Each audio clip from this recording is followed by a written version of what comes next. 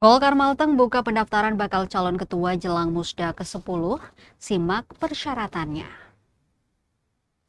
Panitia Musyawarah Daerah atau Musda Partai Golkar Maluku Tengah membuka pendaftaran bakal calon ketua Jumat 17 April 2026. Pembukaan pendaftaran tersebut menjelang Musda ke-10 yang bakal berlangsung pada 21 April 2026 mendatang.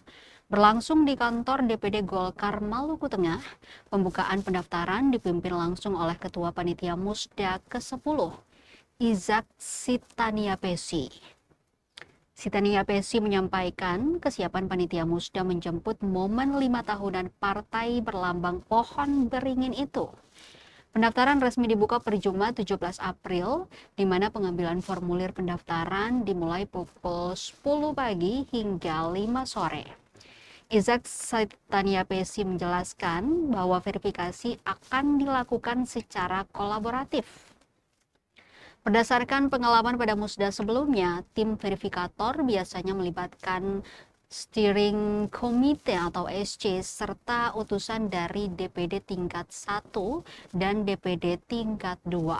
Di samping itu, panitia berharap agar Musda ke-10 tidak berakhir di Jakarta atau di tingkat provinsi, melainkan selesai di tingkat DPD 2.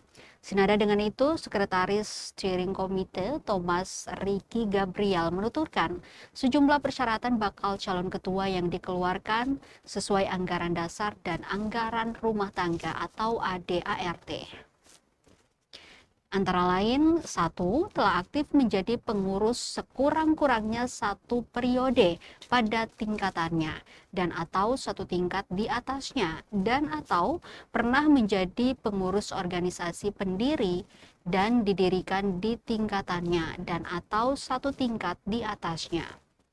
2. Berpendidikan minimal D3 atau setara sederajat.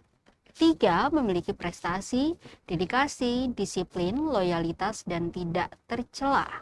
4. Memiliki kapabilitas dan akseptabilitas. 5. Tidak pernah terlibat G30S PKI. 6. Lulus pendidikan dan latihan kader Partai Golkar. 7. Berdomisili di wilayah kabupaten kota yang bersangkutan. 8. Didukung sekurang-kurangnya 30% dari pemegang hak suara dalam bentuk surat dukungan. 9. Bersedia meluangkan waktu dan sanggup bekerja sama secara kolektif dalam partai. 10. Apabila terdapat bakal calon yang akan maju sebagai calon ketua, tetapi tidak memenuhi kriteria persyaratan di atas, maka calon tersebut harus mendapatkan persetujuan dari Ketua Umum DPP Partai Golkar. Atau 2,3 atau setara sederajat.